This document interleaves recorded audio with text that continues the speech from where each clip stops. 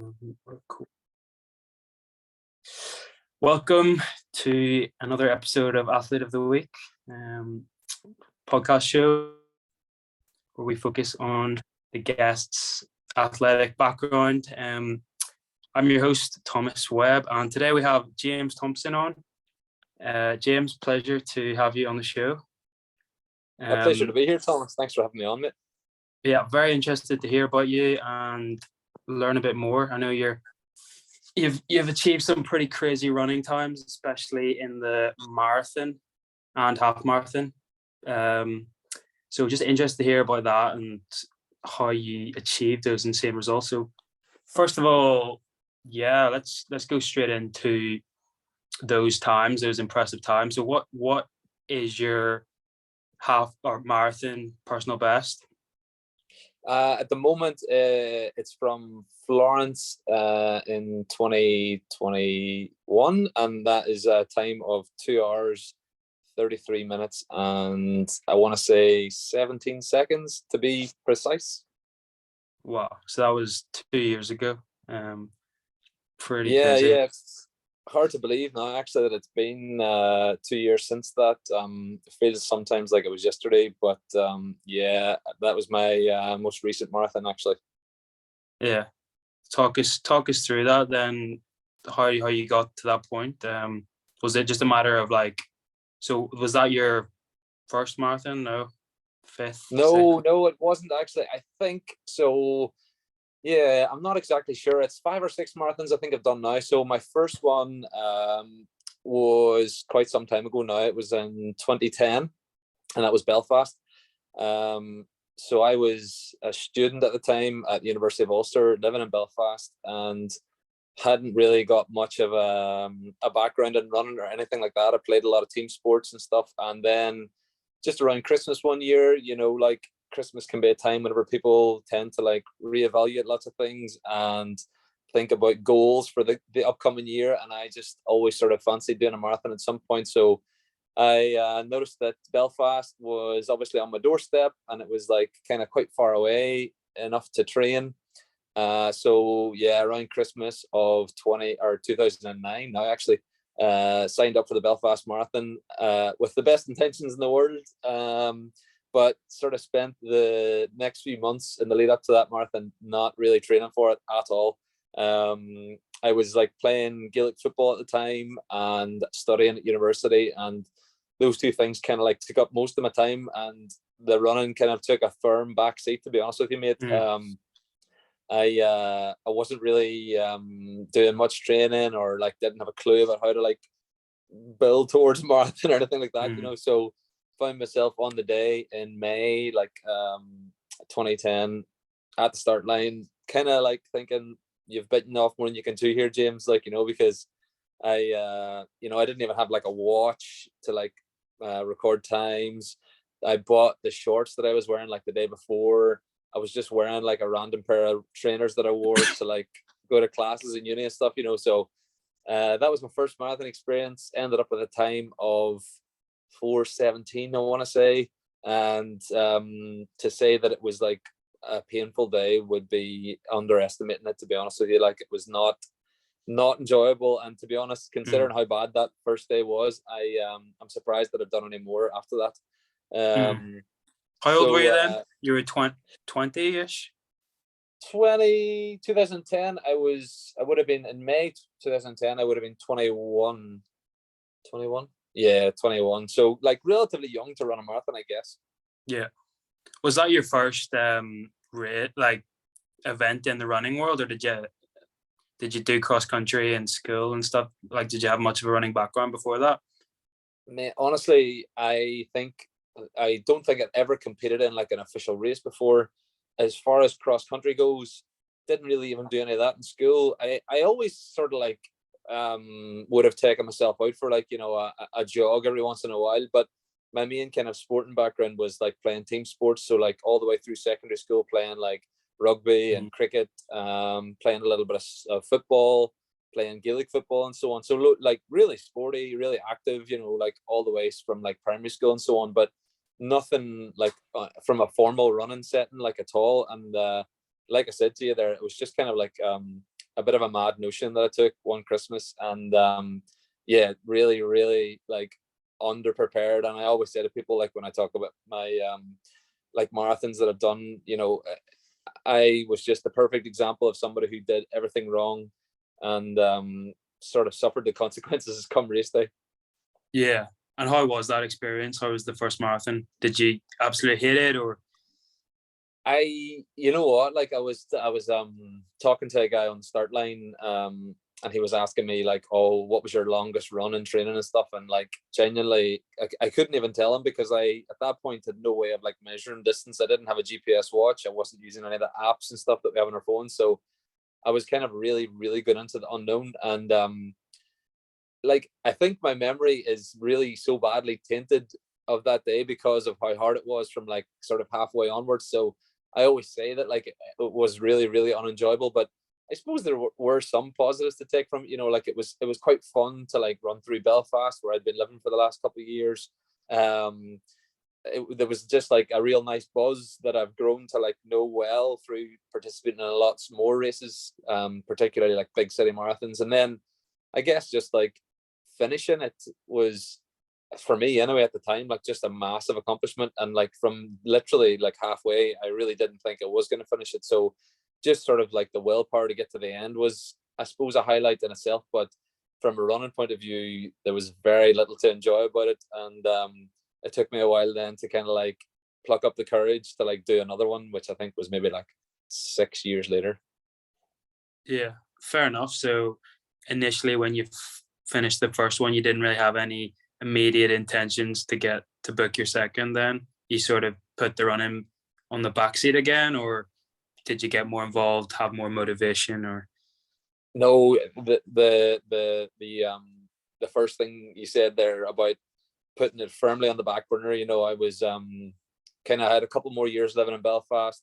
I was still just playing Gaelic from my local club back at home, and then like moved to Glasgow to do my teaching degree. And I think that move, which happened like a few years later in 2013, kind of like sort of like sparked something in me again to start running, just because I had moved away from home, and like the whole kind of club scene that I was used to with the Gaelic and stuff was kind of gone, and I was like at a bit of a loose end in terms of like how to like keep my involvement in sport going, you know. And that coincided with it, my first job working in Glasgow, and there were a few people that I worked with at the time that were kind of into running. So sort of like the combination of not really playing team sports anymore and being around some people that were into running, kind of like yeah, that kind of like sparked my motivation again to kind of like get going. And then it was, I think, a couple of years after living in Glasgow, I sort of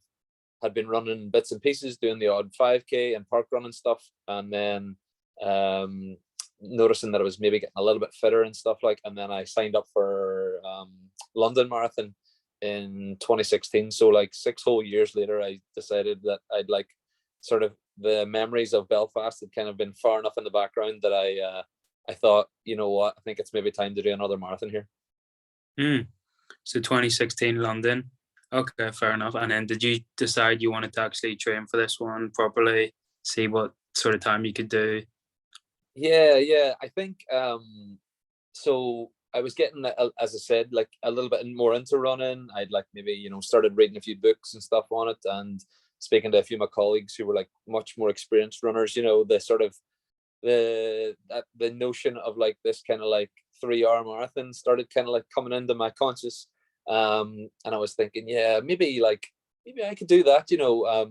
But again, I didn't really know much about like training as such, like and specific training, you know, and like how to actually go about getting fitter. I just sort of like at that point, you know, would have put my running shoes on, headed out the door, went for a run, came back, and just sort of not really thought about what distance I was doing or whether I was going to do like anything specific in terms of like intervals or anything like that, you know. So I guess the volume and the amount that I was running definitely increased, but in terms of like being sort of like smart about it and like actually training for a goal, that was still a few years away, if I'm honest. So yeah, London, I started training a little bit more for that, you know, and actually I think I'd, you know, bought my first GPS watch at that stage, and I was kind of like, able to see that I was doing like maybe 12, 13 miles for like a long run at the weekend, which I thought was pretty good going at that stage. But yeah, I kind of like, because my entry into London as well was sort of reliant on, it was a charity place, so I had to raise like, I think £2,000 or something to actually get my entry. I think that sort of added to like me not really training as much, because I was trying to fundraise at the time and I wasn't really like super focused on the race itself. But I guess I was a little bit more prepared than what I was going into Belfast the first time around. Yeah, absolutely. Okay, so your training consisted mainly of recording your distance maybe each week, but there was no sophistication in terms of interval training or different heart rate, runs and things like that. No, definitely not. And then how did that one go? How did the London Marathon go? Yeah, so as I said to you, I sort of had my sights set on this like mythical 3 hour barrier, and I'd run a couple of half marathons, I think, like in the preceding years. And I at that time, like, I didn't really know how to like kind of equate a half marathon time to like how that might go into a marathon. But I thought, like, all right, I've run a sort of like a half marathon here in like the low 1 hour 20 minutes. That might be able to like equate to 3 hours for the marathon, but it didn't quite work out that way. And I think like my lack of sort of specific training and maybe not doing quite enough in the build up to London meant that didn't quite materialize. I remember like London's obviously like a huge event and is really well organized and stuff, and I knew there'd be like 3 hour pacers. So at the start line, whenever I was in my like waiting pen, I located the 3 hour marathon pacer and sort of hung on to that. There was a huge group around those guys, because there's obviously loads of people trying to break 3 hours. And I kind of like was able to hang with those guys probably until about halfway. But sort of even at halfway, I kind of knew, right, I think you've maybe bitten off more than you can chew here. Like, so from halfway to the finish, it was kind of just like a sort of slow deterioration of time. And, I even sort of like stopped a few times to walk just because like I was cramping so badly. And, even things like fueling and like gels or like taking on water, I hadn't really even sort of considered that at that stage, even though it was like my second go. So there was still loads to learn, and I think I ended up coming in then like in like 3:17 or something. So took an hour off my old time, like albeit 6 years later, but still loads of lessons to learn from that. And it was like, obviously London, huge event, everybody comes out onto the streets, so it was just a great experience in itself to run around central London and like be cheered on by such huge crowds. So yeah, a very enjoyable day, and I think maybe another one for the future that I'd like to go back to. Very good. You didn't quite hit that 3 hour goal then. What was the feeling at the finishing line? Did you want to get back in? Yeah, I think I was different from whenever I finished Belfast. I know, I was kind of like, I realized sort of almost immediately where I had like fallen down in my training, in terms of like specificity and like a volume of training. So as soon as I finished, never mind being in like quite a lot of pain, I was thinking, yeah, I think I would like to have another go at this and maybe eventually try and break those 3 hours. And yeah, I guess I had been sort of at that stage maybe bitten a little bit by the marathon bug. Very good. And then how soon after were you looking at it doing another marathon from then? Yeah, so I didn't do one. That was 2016. I didn't do one in 2017, but I had like started training with like a group and stuff and joined a club at that stage. And then it was my next marathon was 2018, and that was Dublin. And like I just said there, I had been sort of training with a group at that stage over in Glasgow, which was a real eye opener for me, because I was training with like lots of people that were very experienced in terms of running, but also like much faster than me at that stage. So it was a real good like kind of like light bulb moment, in terms of learning how these guys went about their training. They were running like every day, and they were like doing 20-mile long runs and stuff, and I was just like blown away by like how much volume and how much training was actually required to kind of like get the times that you hope for. Because I thought, oh, if you do like a couple of training sessions a week and then do like a longer run at the weekend, you'll be sorted, So getting introduced to that group and learning from those guys kind of made me realize that like I needed to up it quite significantly. So yeah, 2018 signed up for Dublin and thought, right, I'm definitely training like kind of more specifically now. I'm training with people who like have also run marathons and they've run them well under 3 hours. So I kind of got an idea that I might be, capable of running one under 3 hours. Because I had been like kind of like my eyes had been open to so much more. So yeah, October 2018, it was actually the day of my 30th birthday around the Dublin Marathon, and managed to go well a good bit under 3 hours at that stage. It was, I think I ended up running 2:48 in Dublin. So I had broken 3 and had broken it by quite some stretch, but I think that was just genuinely purely down to like actually knowing how to train and knowing what sort of like amount of training was required to get those times that I had wanted to run for a couple of years.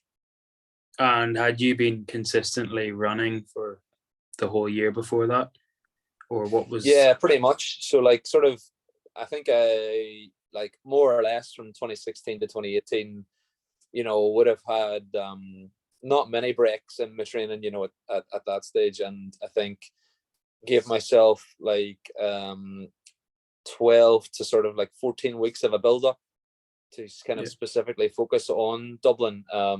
And that included, like the training sessions with the group and then getting like actual proper long runs in either on my own or with other people from the group, So my training had like sort of taken like definitely a move in the right direction at that point. And I kind of knew that like breaking 3 hours was definitely on the cards, but I just didn't know quite by how much. So for that marathon, I was kind of going into the unknown a bit because the training had kind of like improved significantly, and I wasn't exactly sure how to set myself a goal time as such. Like I definitely wanted to break 3, but I knew that like that was probably a bit of a soft goal.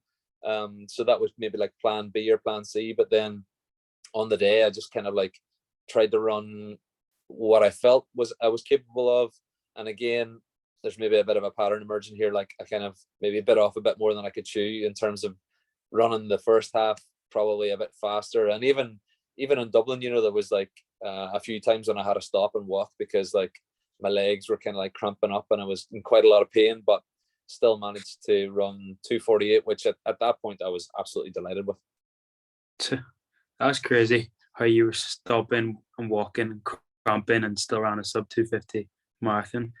It couldn't have been for too long. You must have. No, it wasn't. Must have gone away like, pretty fast. Yeah, absolutely. And it was very close to the end.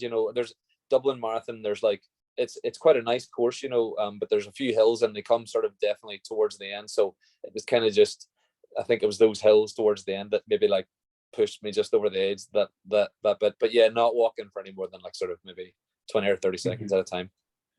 Yeah. But overall, you would say that one was your smoothest yet, and you were happy that you actually executed a good pace throughout the whole marathon, and overall pretty happy with that time, I guess, at that point. Very much so. Like I think whenever you sort of run a time like that, it's easy to kind of lose sight of where you've come from, running 3:17 to then running 2:48, obviously almost half an hour off your previous time, which I think anybody like would be completely delighted with. But I think ultimately I was very, very pleased with the time. But I just knew that like it was down to training sensibly, training specifically, and I kind of came away from that thinking I could probably go a lot faster here, like with more training, like more years of just like endurance under the belt. I think 2:48 is probably my true kind of like now starting point that I'm gonna hopefully be able to take quite some time off. So yeah, that was the ultimate feeling at the end.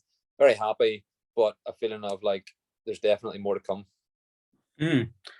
interesting. Like I haven't done a marathon yet, but I imagine obviously I have this sub 3 hour sort of goal in my head as well. Obviously, if I want to run a sub 3 marathon, like but I imagine if I was in your position, I would have a overwhelming sense of like, okay, that's me done. 2:48, I'd be pretty happy with not running any faster. Like what was the motivation that you felt like you could go even faster than that? Do you think?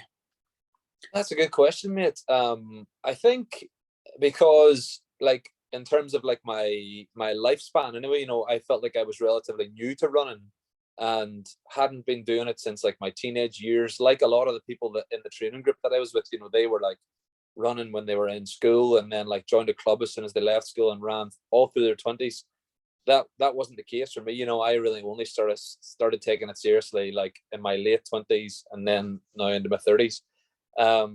So I think I just knew that like I maybe had like a lot of potential to go faster, and I am also just someone who really likes setting themselves goals and doing whatever it takes to kind of like achieve them. So like I said, 2:48 was like, at that point I was just thinking, this is amazing. Like I just ran 2:48 for a marathon a couple of years ago. I would never have thought that was even possible, but I think just that information that I'd been getting from like my training partners, from like my coach, and then just like also being really like goal orientated myself, I just thought, yeah, that was fun, that was a good time, but I just I know for a fact that I can definitely go faster.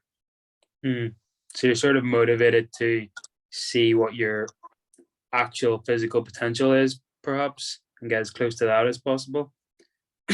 Absolutely, mate. I think it's something that I'm still pushing for, and still kind of like, obviously age and stuff is maybe going to become a factor in the next few years, maybe, but maybe not, considering there's some like world-class athletes that are still setting fantastic times in their late 30s, early 40s. But yeah, I think just sort of being able to hopefully one day look back and realize I got the absolute most out of myself. I didn't leave any stones unturned. I just like I worked super hard and was dedicated for that period of my life, and having then run X time for a marathon, whatever it ends up being, whatever my personal best ends up being. But I still don't think that I've run my fastest marathon, and I certainly hope that there's like plenty more to come in that respect. Yeah, I can completely resonate with what you've just said, like trying to achieve your physical potential when you're able to. And even myself, like I'm 27, turned 27, but you kind of realize as you get older, like as the years go by, you're not going to be in your 20s forever. You're not going to be in your 30s forever. You realize that your peak and your potential only has a few years ahead of you, and you kind of have a sense of urgency or rush that actually you should start to focus on these, because you're right. I sort of feel, when you're in your 40s, 50s, 60s, 70s, 80s, second part of your life, you want to be able to sit down at the dinner table and say, yeah, I ran oh, you're talking about marathons? Yeah, oh, I did a 2:51 or 2:43, whatever. Or maybe you're talking about something else, like, oh, I was able to lift this amount of weight, or back in the day. But I think you'd have a sense of regret if you never really had a period of time in your peak, like a sustained period of time to really test, not necessarily get to your absolute physical limits. Like we're not all going to be professional athletes, but to just give it a good go and see what you can do with a bit of time and effort. And just, because you have that forever, and you're not going to be able to do that in your 40s, 50s, 60s, I think I think what you said there is absolutely bang on, mate. I obviously have a full-time job, so I'm not like chasing the Olympic dream or anything, but I don't have any kids at the moment. I have what I think is like enough resources in terms of like financial and time and an understanding partner, and a good circle of friends that I'll just, all those things are there at this time now in my life for me to kind of pursue this, and just, as you say, just like see what you can get out of yourself. Yeah, absolutely. Very true. So then we brings us on to your last 2 marathons, or maybe you have 3 more at this stage. So you did the 2018 Dublin one. 2018 Dublin, and then a full year later entered Frankfurt 2019, and kind of picked Frankfurt because I'd heard of people that did it before that said it was a pretty fast course. It was at like a nice time of year, late October, where the weather was going to be quite favorable. So yeah, I did go into this one sort of not chasing a specific time as such, but like I picked it, to go fast, or to go faster than what I had anyway. Like, and I guess, in that year between Dublin and Frankfurt, I had another year of training with that group under my belt. I'd actually joined up with a good friend of mine who was also like in the sort of same range of times as me. So we did like some of the sessions with the group, but then we sort of even went a little bit more specific in terms of like the two of us just met up on a Saturday to do like absolute marathon specific workouts. And I feel like that was another kind of maybe step in terms of like my training and it becoming more specific and more tailored to like my needs and so on. So yeah, I give myself like, maybe 12 to 14 weeks in the build up to that, coming off the back of the summer holidays and going through then September and into October, and knew, that my training was going to allow me to go faster, but again, not really sure by how much. So I was coming off like Dublin having run 2:48, and I knew like I've got an extra year of training here. It's a flatter, faster course, so maybe like 2:40 might be on the cards. So I had like sort of planned my training around running like 1:20 at halfway, and then just kind of seeing where the second half took me.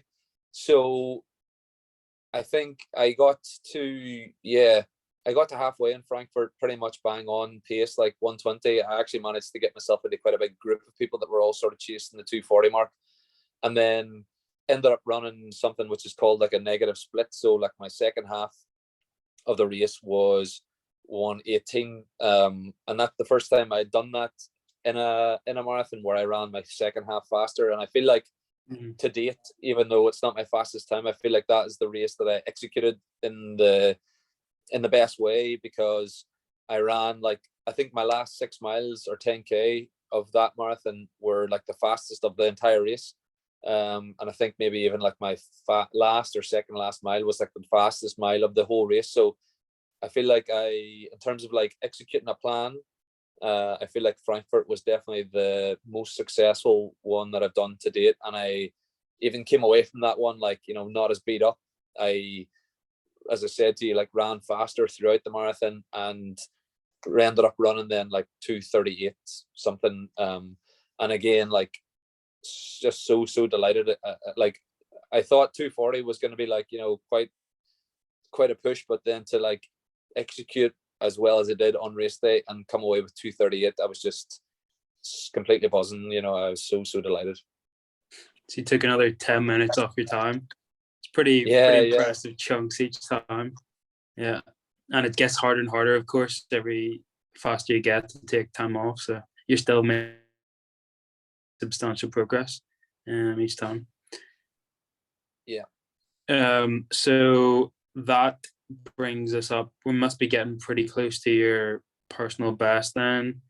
So that was 2019. So was there one more before the Florence one, or? There was supposed to be. I was supposed to do London again in 2020, but obviously, as we all know, COVID hit, and that kind of put all racing plans out the window. I actually was training like so well for that London. I had like started with working with a different coach who was like kind of working a little bit more one-to-one with me. The previous coach I had was just like overseeing that group and didn't really like design any training for me as such, or didn't make it specific. Whereas this new coach was like working with me towards like my specific goal. So I was flying. Like I actually ended up setting my half marathon PB in what was the lead up to that marathon, which was in London in like early March 2020, just like a couple of weeks before everything kind of got put to a standstill. So yeah, I was training for London, and I was kind of like hoping to run like around sort of like 2.5 hours, but that kind of got put to the one side. And then the next sort of like the rest of 2020, the major thing that happened in my life was that like I moved to Italy, where I still live to today, and didn't then like I was still running quite a lot, but I was kind of getting to grips with like the running scene out here in terms of like joining a club and stuff. Like, so I hadn't kind of like pinned my hopes on running a marathon like sort of anytime soon. And because most marathons were still sort of like not confirmed whether they were back on yet or not, I kind of waited until autumn 2021 to run Florence. I live in Siena, which is only about an hour from Florence, and I knew from like previous results that Florence was quite a fast course. So I kind of like picked up where I left off from like the London training in terms of like shooting for 2:30, or at least trying to break the 2:30 mark. And that was going like really well. I was getting like into proper good shape again. I ran another like really fast half, and then about 2 weeks out from Florence, I like got a bit of a neck injury. One of these really like just I'm not even sure how it happened. I was kind of like putting a couple of bags into the back of my car one day and just felt like a tweak in my neck, and didn't really think anything of it at the time. And then over the next few days, it got worse and worse, and I ended up having to take like days off school. I obviously wasn't running. I was getting like cortisone injections and stuff, like to try and like speed up the recovery process. And up until like the morning of the race, I wasn't sure if I was going to do it or not, because I hadn't really ran much in the preceding 10 days. And I obviously, like with your neck and like your spine and stuff, I didn't want to do any like serious damage to myself. So kind of, because I knew Florence wasn't very far away, I thought I can go there, I can start, and I'll just kind of like see how my neck feels throughout it and stuff. And thankfully, like ended up getting through it quite well.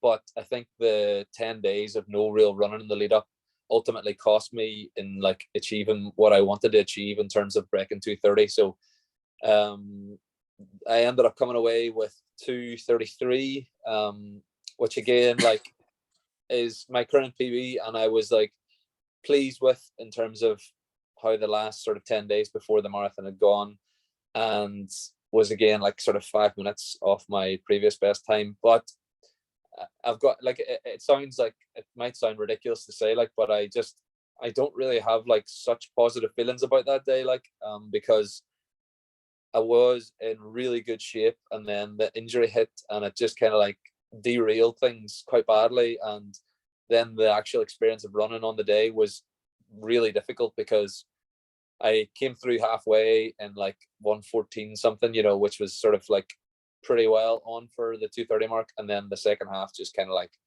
fell apart, like. And I remember getting to 20 miles and thinking, nah, I'm definitely not finishing this, like it's not happening. I was in so much pain, like not from my neck but my legs. And I don't know actually how I managed to, but I grounded out to finish that day in 2:33, which kind of I guess had the effect of making me even more hungry to like go back hopefully and do a full block injury free of training, and eventually like maybe breaking 2.5 hours.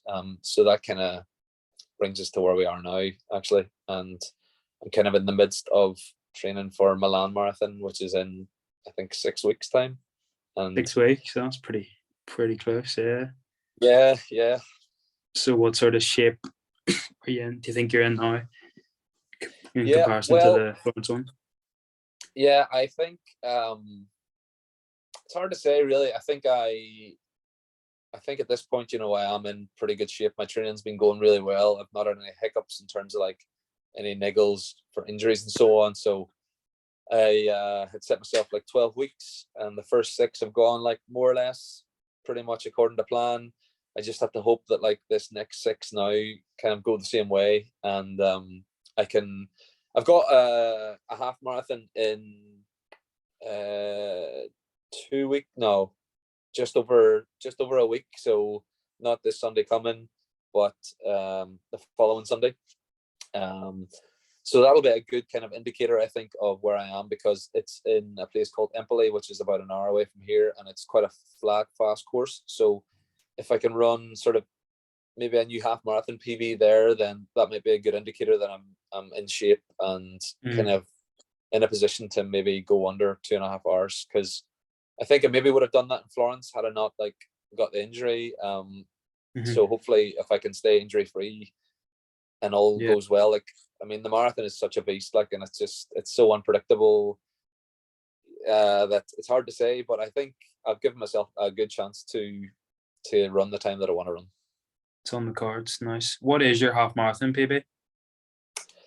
So yeah, it was run in London, like I said, in the lead up to the cancelled London Marathon, and it was 1:11:31, I think.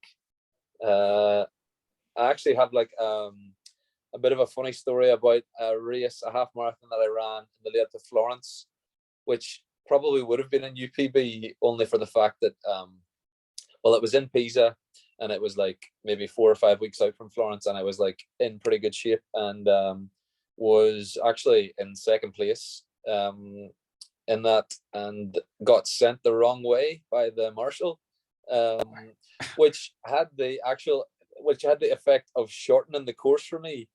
So I only ended up running like, I think 20k or something, and crossed the line in first place due to the fact that I'd run a shorter course than the guy who was in first place, but obviously didn't win the race and didn't get like an official half marathon time. So I ran 20k that day in like, I think, an hour and 6 minutes or something, so I probably was going to set a new half marathon PB, but obviously didn't run a half marathon course that day, so it doesn't go down in the record books as being a new PB. So yeah, my half marathon PB still goes all the way back to 2020.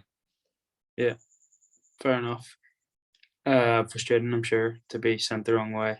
I've had that happen before as well, actually, when I was leading a far less important race, I'm sure. But yeah, you just think, what are the marshals doing if they can't even guide you the right way? I remember thinking, and yeah, it's just frustrating. But quickly, so you take it in a 12-week block. Obviously you have a pretty good baseline. You're running all year round, but then you're really focusing on the marathon in about 3 months before. And what's the general philosophy to peak for the marathon? Is it like the early stages you emphasize getting the miles in, building up the base, and then you focus more on the speed at the end? Or talk us through that. Yeah, so I guess the 12 weeks that I sort of mentioned a few times there, before that, I'm not kind of coming like into that 12 weeks off like zero training as such. Like, I'm maybe not doing like any marathon specific work in those preceding weeks, or I'm not like my volume isn't like my weekly kind of mileage isn't that high, but I'm still kind of running like, what's considered maybe like quite a lot, but just not as much as I will be in that 12-week span. So I'm kind of coming into that 12 weeks already in nothing specific, but like in decent shape. And then the 12 weeks are like structured so that my volume doesn't really like increase and decrease that much in that time. It's kind of like stays pretty steady just based on like how my week is structured. So like my week is structured the same more or less every week. I'll do like easy running on a Monday and a Tuesday, and then on a Wednesday I'll have like a sort of shorter session, which will be maybe working in like 5 and 10k kind of like paces and so on, just to like keep my legs fresh and sharp and like make sure I'm not neglecting like that sort of speed type work. And then Thursday, Friday again is usually quite easy days. And then Saturday I'll do like quite a big marathon specific session where I'm running intervals at what I hope to be like marathon pace. They usually end up being sort of anywhere in the region of like 20 to 25k. And then a Sunday I'll just get out for like a long run. So that's just mainly getting the time on my feet. So running like anywhere sort of like 2.5 hours, not focusing on the pace, not really like stressing too much about times and stuff like that, just getting 18, 19, 20 miles done. Usually try and make that like a little bit hillier so that like I'm not just running sort of on the flat all the time, just so I'm getting like maybe a wee bit of strength stuff in there for my long run. And sort of based on that sort of format anyway, my mileage usually sort of stays around the same. It might fluctuate a little bit, but ultimately it kind of like stays consistent. And then sort of in that 12 weeks I'll sort of like pencil in a couple of down weeks, where I like reduce my volume a little bit just to allow my body to kind of absorb the training and like just to recover a bit, and then kind of go again for the next sort of like half of the training block. And I'll usually also try and get a couple of races in there. Like I said to you, I'm doing Empoli half marathon in just over a week, and then that's 4 weeks out from the marathon itself, so I won't do any more racing in that time. And just kind of that format and that kind of consistent approach to my mileage and stuff has worked pretty well over the last few years. So I'm kind of hoping that just with another year experience and maybe like running a wee bit faster and training and stuff, I'll be able to run a bit faster come race day. And so what is that mileage per week? Is that pushing 100 kilometers or miles? Is that like so 80 miles or so? 70, 80? Like in miles, it's usually sort of between like 85 to 95. And then I guess in kilometers, that's like what, 140, 150 Ks a week.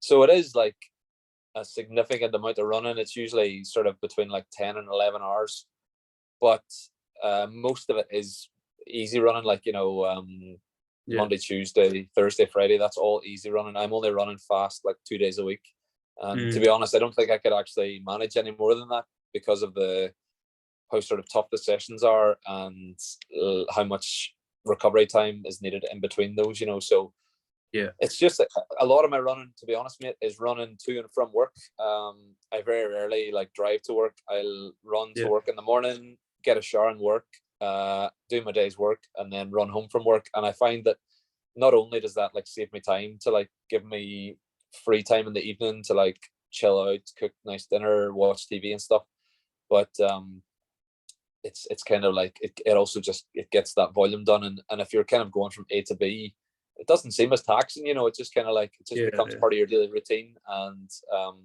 I find that quite a nice way to manage it. Interesting. You believe in a lot of easy running and very like limit yourself for the taxing running, this high intensity running. Have you ever read the book 80-20 running? I've not read the book, but I do know like the sort of principles, and I follow like Matt Fitzgerald like on Twitter and so on. So I very much like would buy into that kind of philosophy of like loads and loads of volume at easy, and then like very specific hard stuff. And I think I know that that is a common philosophy for a lot of endurance athletes at the minute, but I think I'm maybe going off topic a wee bit here, but like the recent success of like the Norwegian triathletes and a few other Norwegian athletes who are kind of maybe rethinking how to approach like endurance training, they kind of have a lot more kind of like high intensity stuff in their week and back-to-back days of like high intensity things, and then they'll have like rest day, and then they'll like go high intensity again. So I think that's maybe in its infancy, like in terms of how much the everyday man could approach that, because I think it would maybe require a bit more recovery in between your sessions and stuff. in terms of like on days and so on. But yeah, the 80-20 principle is more or less exactly what I kind of go by, and it's worked pretty well for me. Yeah, because I think when most people think of running fast times, they think you have to be training fast majority of the time, which isn't usually the case. Yeah, and you would sort of classify your easy runs as a recovery as well, would you? Yeah, it's just like a form of like active recovery. So, you know, I'm allowing like, it's just, I don't kind of prescribe any specific pace to those, or I'm kind of more basing it on my, like how I feel. And then like afterwards, I'll kind of like look at my heart rate and just make sure that it wasn't like spiking, or like it wasn't elevated throughout the run more so than it should be, just because that can obviously be like an indicator that you're maybe going to get sick, or that like you're just pushing that bit too hard. So yeah, the easy stuff is like, yeah, you know, when people sort of like, when I talk to people and I say like I run every day, they're like, well, when are you resting, like, you know, or whatever. And I'm just kind of like, well, the easy stuff is easy enough that it's just an active form of recovery. You know, it's just allowing me to like flush out lactic from like sessions, and just like get all that like oxygen around my body to like allow my muscles to recover while still getting some form of exercising. What does the other parts of your training that isn't running look like? Like, do you have to do any other recovery on top of that, like stretching and stuff, or can you get away with not doing any of that? Well, I did for a long time. I wasn't really well, I was getting away with it, I suppose, but then like more recently, through a combination of like maybe picking up niggles, but also like getting a hard time from my friends and my coach for not doing any like stretching or any other recovery stuff, I've kind of tried to make it a bit more of like a part of my weekly routine. You know, I'm not doing it any day or every day, I should say, by any means, but I'm trying to like stretch post session, or like maybe even like I'm stretching after easy runs and stuff. And then I'm doing like a little bit of like kind of mobility stuff, you know. So I'm doing like some like resistance band stuff on like areas which I've had problems with, you know. So I'm doing like some work on like glutes and lower back and hips and stuff, just to kind of like maintain strength in those areas, because they get a lot of abuse, you know, when doing so much running. So just like a little bit of maintenance work in between like stretching and mobility. But I've only been really doing that sort of like in the last year or so, and kind of I think left it too long to, well, not too long, but I left it a bit late to start all that sort of stuff. Yeah, very good. Yeah, I think most of us are guilty of not wanting to stretch, especially me, because it just feels sometimes boring and doesn't really feel like it's actually doing anything for the sport you want to be better at. But of course, it's all about recovery and making you able to do more of it. Right, Thomas, I'm just letting Claire in here. Yeah, no worries. 2 ticks.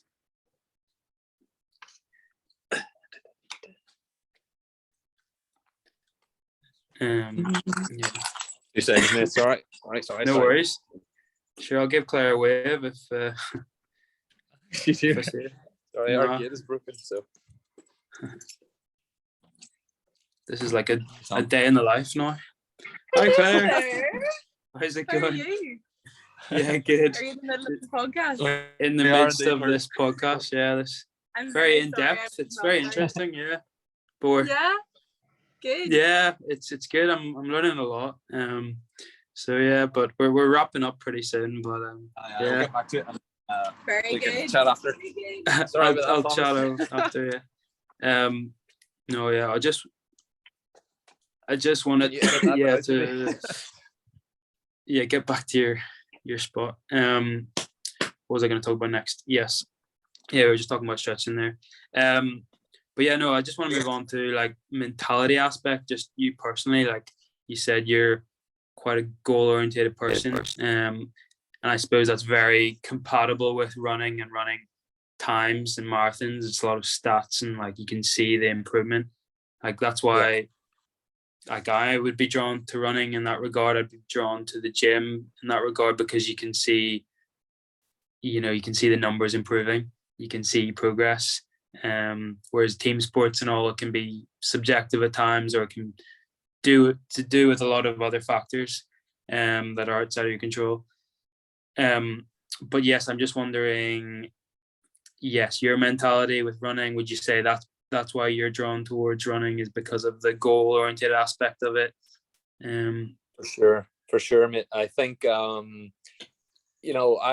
obviously grew up playing like just team sports and stuff, and I thoroughly enjoyed that. I like my life just revolved around sport and team sport in particular. But then I think as I got a bit older, and maybe you'll have seen this yourself, Thomas, the kind of like dedication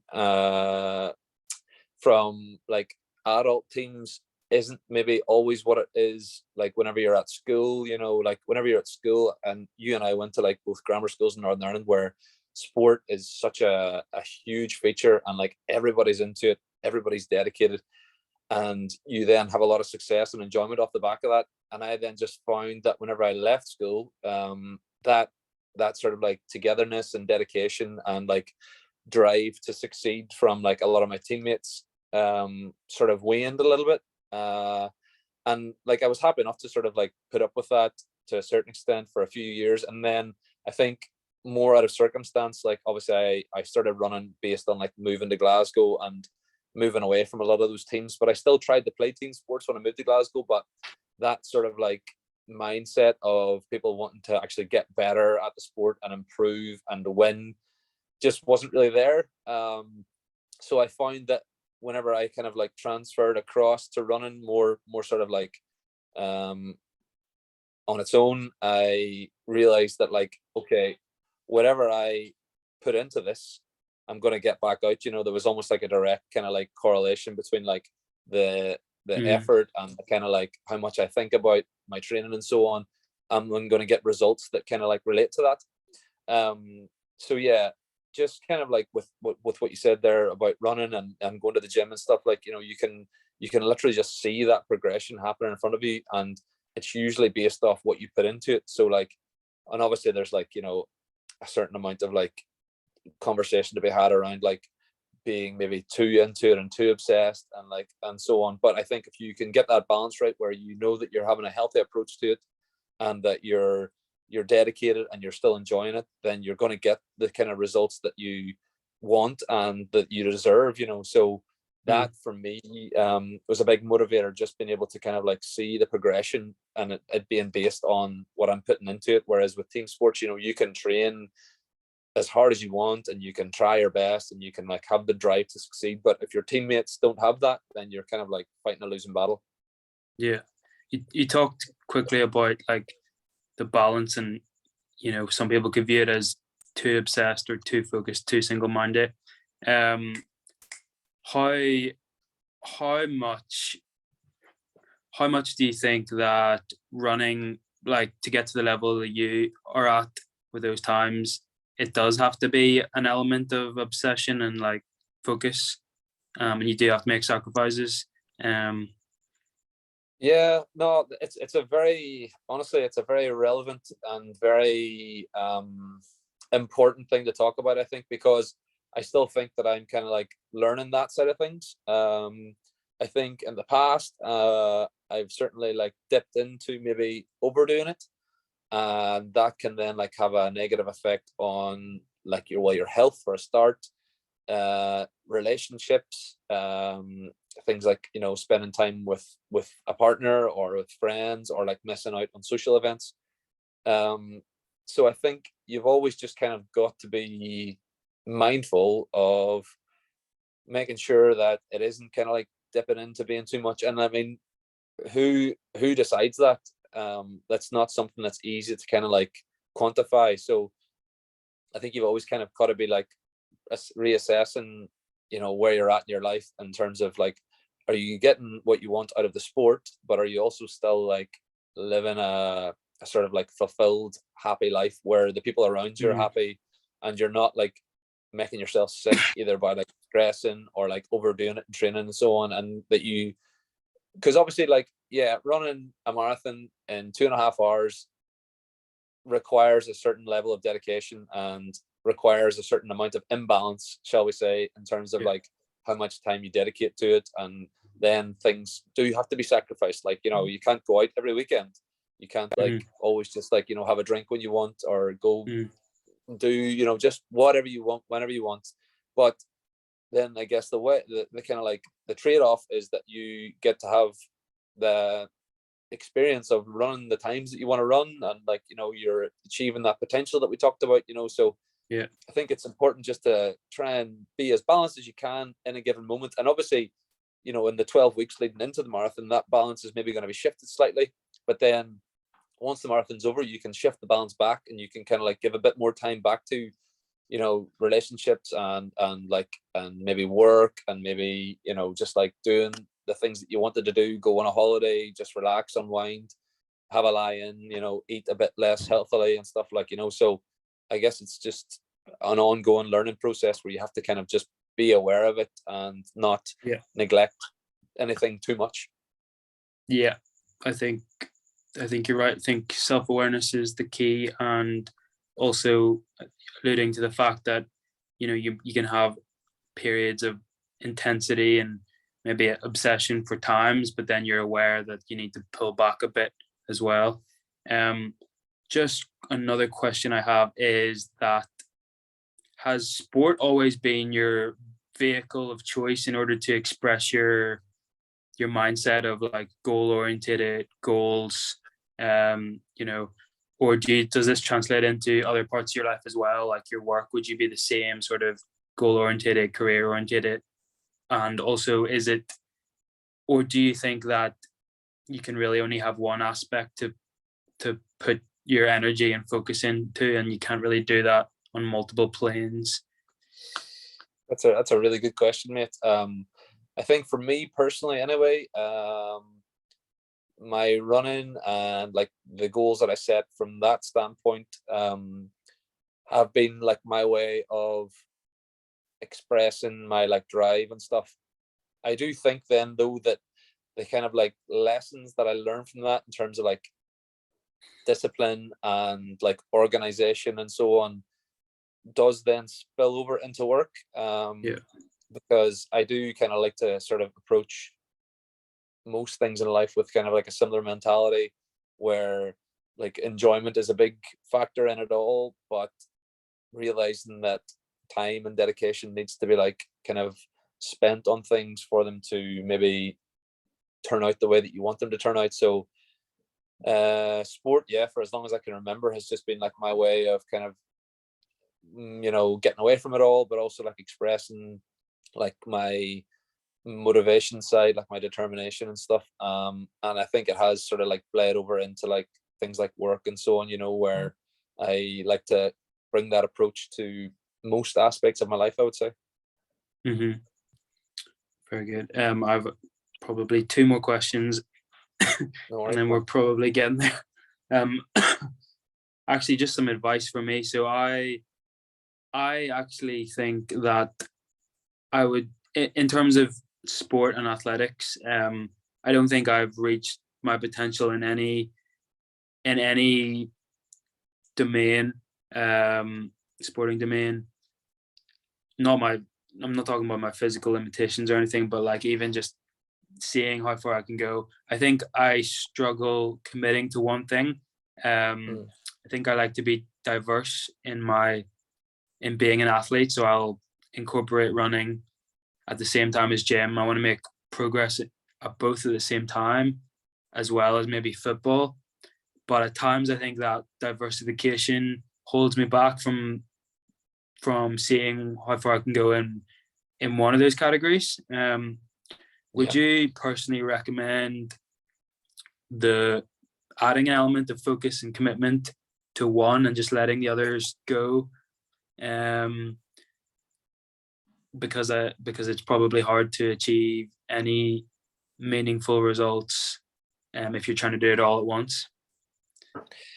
Yeah, I think for me that was like when I was going through that kind of like transition period from like playing team sports into then like endurance sports, I kind of did come to the realization that I wasn't then like giving my best to either.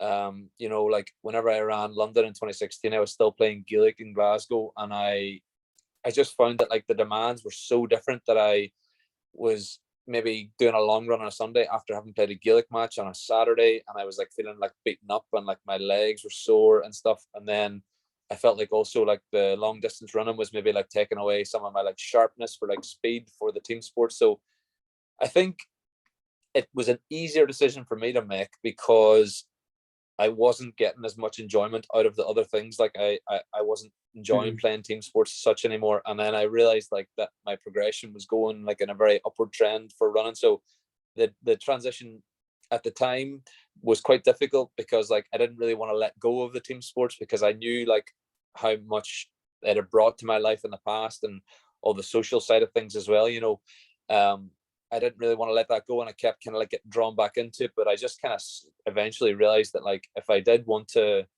run and sort of get the most out of myself, then I might have to just dedicate myself to that, and that be the only thing that I do. Now, I would say that a few things help with that. I think joining a running group and being around kind of like-minded people in terms of their attitude towards endurance sports certainly helped. While it's not a team sport, there's a certain like sort of like team element to it. If you join a club, you've got like that sort of like sense of identity and that sense of like ownership and wanting to do well for a team whilst obviously competing on an individual basis. So I think joining a club is a good way to go around it, or joining a training group can kind of like ease that transition and so on. But yeah, I very much can relate to the fact of like wanting to do it all, wanting to be going to the gym, running, playing team sports, and just like because it's all it's so fun, like and you and I think are quite similar in the fact that we just really love sport, not just one, but like sport in general. So you want to kind of like be making sure that you're getting the most out of it, so it's a tricky decision to make, mate, but I think maybe even like temporarily you could like just focus on one of them and just kind of like give it your all for like a sort of condensed specific period, and then just see where it goes from there. Maybe even then go back to the gym, go back to football again or whatever, after having given yourself a chance at least of like maybe getting a bit more out of yourself. Yeah, that makes sense. Thank you so much, James, for this interview. I personally have found it very valuable, learned a lot. It's a pleasure speaking to someone who has achieved a certain level, and getting your insights, your training tips of how you got there, and sort of the process in achieving all that. Lastly, just want to say ask about your podcast that you're starting. Tell me about that. Yeah. So myself and another like equally sort of like obsessed running friend who lives in Glasgow, we're both training for a marathon at the minute. His first marathon actually. So a few weeks ago we just thought like, why don't we like kind of formalize our conversations, because we just like talk about running all the time, and our WhatsApp 100%. Conversations are just like talking about running all the time. So we thought like, let's put it into like audio format, put it out there as a podcast. We both listened to lots of podcasts, so we knew kind of like how we would structure it and so on. And I think so we're on like coming up to episode 7 this week. So it's been a lot of fun. It's called, for anybody that wants to maybe listen to it, it's called the Conversation Pace Podcast, and it's available on Spotify. Go and give it a listen. Nice. And is that just you and him talking together? There's no guests or anything on that?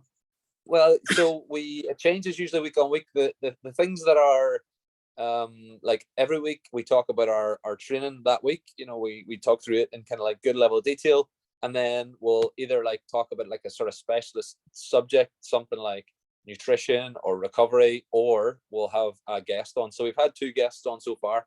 A guy that trains with my co-host Dan, who is actually a 2:18 marathon runner.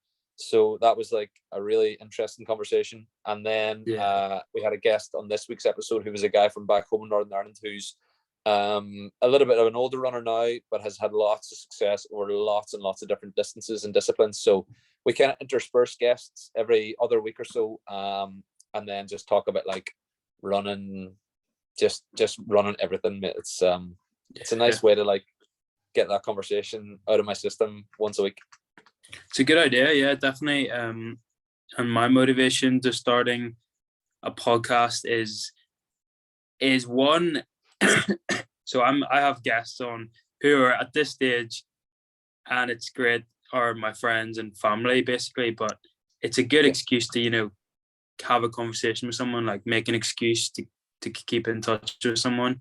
Two, it's also, I think you're away there. Okay, he has left. We'll just see if he comes back on, James, in the next 2 minutes. If not, we'll probably wrap it up there. Yeah, because that's been pretty good in-depth conversation anyway. So I'll give it 30 seconds, and if he doesn't come back on, then we'll leave it there.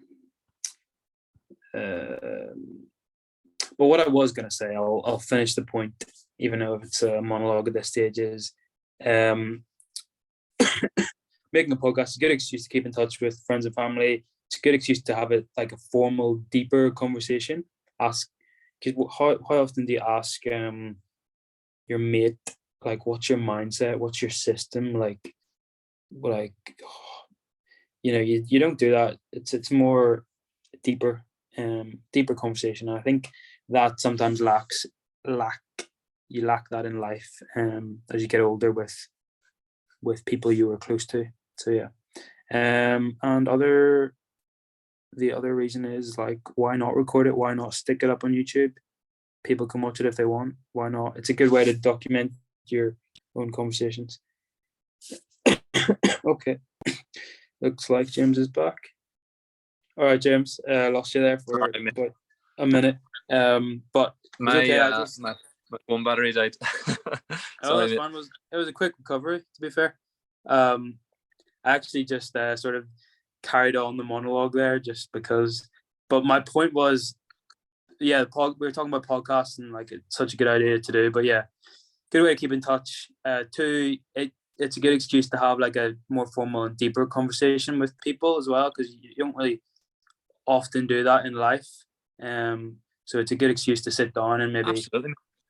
Get to a deeper level, which is pretty cool. And then three, it's like, why not stick it up on YouTube for people to watch if they want, and also if no one watches it, who cares? As long like it's cool to have a archive of stuff that you can look back on when you're 80 and see all of these conversations. So yeah, those are the three big reasons. Honestly, I couldn't agree more. I think before myself and my co-host Dan got into it, we were a bit apprehensive, and then we just sort of thought, like, what have we got to lose? Like, it's a good chance for us to sit and talk about the thing that we sort of like talk about the most anyway. If 3 or 4 people listen to it and kind of like get something out of it, then happy days. And I think since we started it, and like in the last few weeks anyway, doing those interviews with, well, I mean, the 2 guests that we've had on are people that we sort of know, but like don't know that well. And then like I did one of the interviews myself there for the most recent guest, and I honestly found it so interesting. Like really, just such an enjoyable experience, which I'm sure you are now well used to, having like hosted this for a while and always had guests on. And it's, as you say, getting to sit down and have like a long conversation with somebody kind of relatively uninterrupted is actually just such a satisfying experience, and one that I think I would like to keep going. Like, and I certainly wish you all the best with this, and hope that you keep getting out of it what you're currently getting out of it. Yeah, it's great. It's like reading a book. I think having a conversation with someone, getting their insight, getting their perspective of life. It's like reading a book. So has that much value, if not more. So because you can ask specific tailored questions and things. So yeah, it's pretty cool. Absolutely. All right. Well, I think we'll leave it there, James. I think it's definitely been the longest podcast yet, but that's just because I was genuinely interested and had so many questions. So thanks very much for your time and for being on this week's Athlete of the Week. So yeah, and, Here, my pleasure, mate. Honestly, that was a lot of fun. I really enjoyed it, and I look forward to hearing it back. If I were to search on YouTube, what would I put in to try and find your page?